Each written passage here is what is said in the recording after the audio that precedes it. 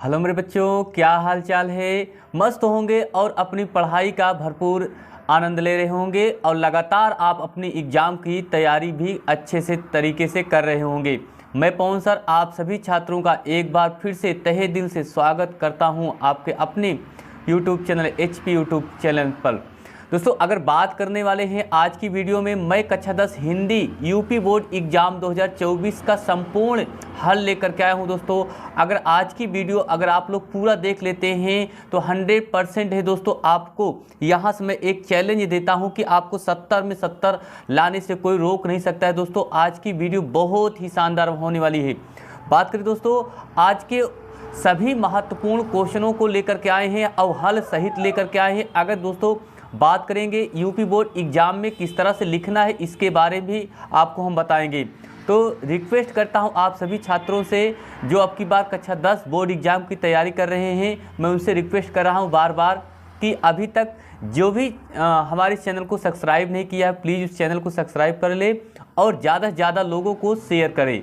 ठीक है, तो चलिए दोस्तों स्टार्ट करते हैं अपनी क्लास की। जी तो दोस्तों शुरुआत करेंगे खंड बा से। ठीक है, क्योंकि शुरू के जो 20 नंबर होते हैं खंड आ, तो 20 नंबर के होते हैं जो बहुविकल्पी होते हैं, उसके उत्तर को आपको ओमार सीट में रखना होगा। दोस्तों वहाँ से मैं आप लोग को बताऊंगा अगली वीडियो में, लेकिन आज आप लोग को पूरा यहाँ से अगर बात करने वाले हैं जो आपके 50 नंबर के लिखित आते हैं, वहाँ से आपको आज हम बताने वाले हैं और पूरी कॉपी आप लोग आज देखना है। ठीक है, यहाँ से दोस्तों आज आपको पक्का है 50 नंबर लाने से कोई नहीं रोक सकता है। इस वीडियो को एंड तक देखना होगा। और मैं आपको एक चीज़ और बता दूं कि इसी तरीके से आपको एग्ज़ाम में कॉपी भी लिखनी है। दोस्तों बात करें, ये बोर्ड एग्ज़ाम की कॉपी है। ठीक है, आपको पूरा यहाँ से नंबर 100% दोस्तों मिलेगा। आपको बस वीडियो को शुरू से लेकर के अंत तक देखना होगा। देखिए यहाँ लिखना रहेगा खंड बा लिखेंगे और प्रश्नोत्तर नंबर 21 से आपकी शुरुआत होती है, क्योंकि 20 नंबर के आपके 20 बहुविकल्पी क्वेश्चन रहेंगे। उसके बाद वो खंड आ में रहेंगे और खंड बा में अगर बात करें तो ये 21 नंबर से शुरुआत होता है। तो पहला दोस्तों संदर्भ लिखने के लिए आपका आएगा तो 2 संदर्भ रहेगा, उसमें से आपको एक संदर्भ लिखने के लिए आएगा, उसमें से आपको जो समझ में आ रहा हो वो लिखिए। तो पहला संदर्भ देखिए हम लिख रहे हैं, यहाँ से देखिए संदर्भ में हम आपको कैसे लिखेंगे। प्रस्तुत गद्यांश हमारी पाठ्य पुस्तक हिंदी खंड काव्य के मित्रता। देखिए दोस्तों यहाँ से आपको अंडरलाइन कर देना है।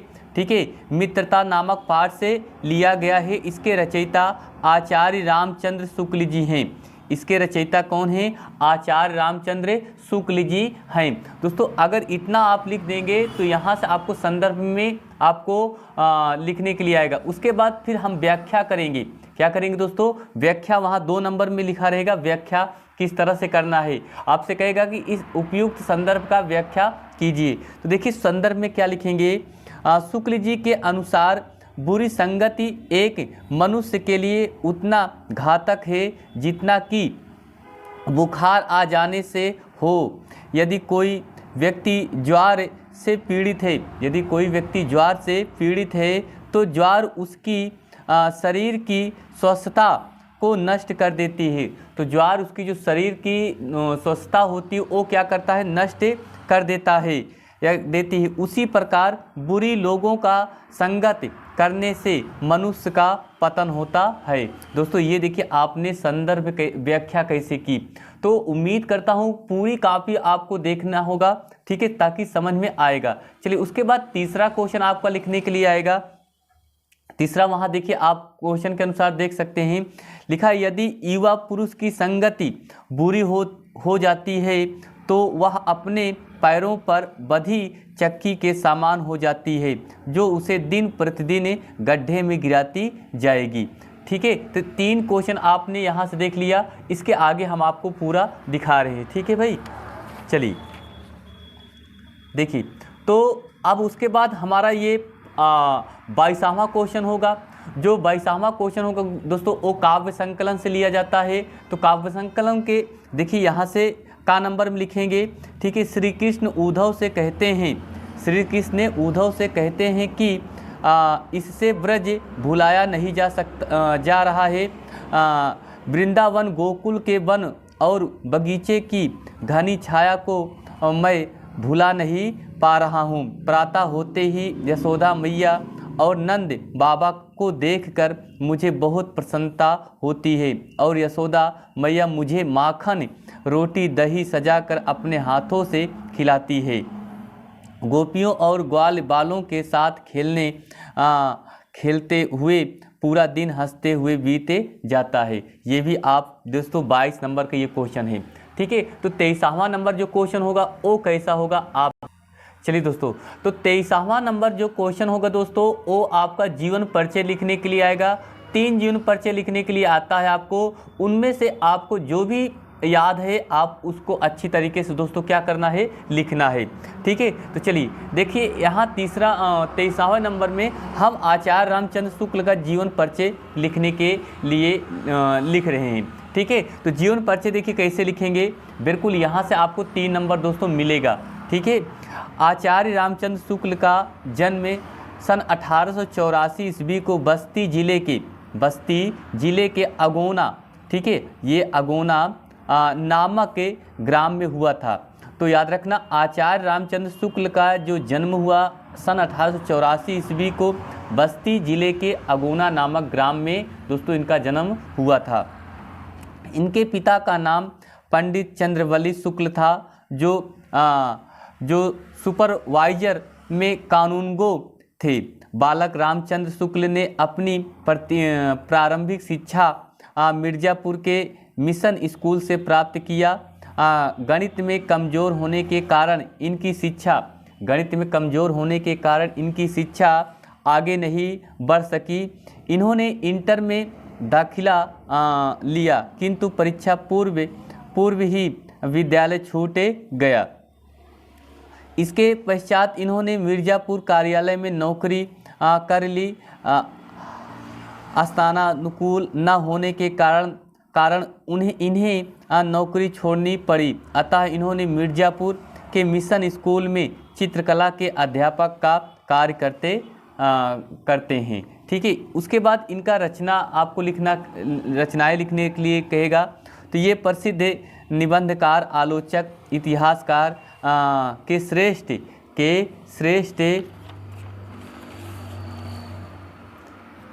कवि थे। ठीक है, उसके बाद आप निबंध इसमें आपको कहेगा इनका निबंध चिंतामणि विचार भी थी। ठीक है, उसके बाद आलोचना भी लिखने के लिए रहेगा। त्रिवेणी सूरसागर, रश्मि मनसा, इतिहास, हिंदी साहित्य का इतिहास से संपादन, जायसी ग्रंथावली, तुलसी ग्रंथावली, ब्रह्म गीत, हिंदी शब्द सागर आदि इनकी क्या थे, संपादन थे। शैली इनकी दोस्तों अगर बात करें तो शैली इनकी प्रमुख भाषा खड़ी बोली थी। इस तरह से अगर आप लिख देते हैं तो पूरा आपको नंबर दोस्तों मिलेगा। बिल्कुल आपको इसी तरीके से लिखना है। ठीक है, चलिए उसके बाद फिर अगला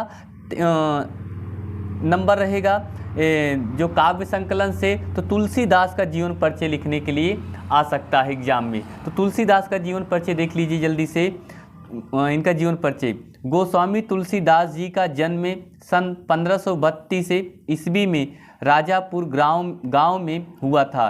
इनके पिता का नाम आत्माराम दुबे था। इनके पिता का जो नाम था आत्माराम दुबे था। बचपन में ही इनके माता पिता ने इनको राक्षस समझकर इनका त्याग कर दिया। तब इनकी जो माता थी, हुलसी की दासी मुनिया की सास चुनिया ने किया। ठीक है, बाद में संत बाबा नरहरिदास ने इनका पालन पोषण किया। यही इनके गुरु थे। यही इनके दोस्तों क्या थे, गुरु थे तुलसीदास जी के। तुलसीदास का विवाह एक सुंदर स्त्री रत्नावली के साथ हो गया। पत्नी की फटकार से ये वैराग्य धारण कर लिए और राम भगवान के चरित्र का ज्ञान करने लगे। इनकी मृत्यु 1680 ईस्वी को हुई थी। ठीक है, उसके बाद इनकी जो भाषा शैली रहेगी दोस्तों इस तरह से लिखेंगे। ठीक है, भाषा इनकी प्रमुख भाषा अवधी तथा ब्रज भाषा थी। रचनाएं रामचरितमानस, जानकी मंगल, पार्वती मंगल, रामलला, नहू, दोहावली, रामाज्ञ प्रश्न आदि इनकी दोस्तों क्या थी, प्रमुख रचनाएं थी। तो दोस्तों इस तरह से आपने देखा 2 जीवन परिचय लिखने के लिए, ठीक है। उसके बाद जो आपका अगला प्रश्न रहेगा उसको देखिए कैसे लिखेंगे। चलिए, फिर उसके बाद दोस्तों आपको संस्कृत का एक संदर्भ लिखने के लिए आएगा। उस संस्कृत के संदर्भ को हम इस तरह से लिखेंगे, ठीक है। जैसे आपका इस संदर्भ आ जाएगा तो इसका आंसर हम किस तरह से लिखेंगे। देखिए संदर्भ लिखेंगे, प्रस्तुत गद्यांश हमारी पाठ्य पुस्तक संस्कृत खंड के प्रबुद्धो ग्रामीणा नामक पाठ से लिया गया है। प्रबुद्धो ग्रामीणा नामक पाठ से लिया गया। उसके बाद उसका संस्कृत में हिंदी में अनुवाद करने के लिए कहेगा। तो हिंदी में अनुवाद देखिए किस तरह से करेंगे। हाँ, मुझे यह शर्त स्वीकार है। जब कोई उनसे प्रश्न पूछता है तब ये आपसे पूछा जाता है। चलिए, तो देखिए कहते हैं, नागरिक के इतना कहते ही ग्रामीण ने नागरिक से कहा, पहले आप प्रश्न पूछिए। तो नागरिक ने ग्रामीण से कि पहले आप प्रश्न पूछिए। तब इसका इतना सुनकर ग्रामीण ने कहा, ठीक है मैं पूछता हूँ। उसके बाद दोस्तों पहले मैं प्रश्न पूछता हूँ।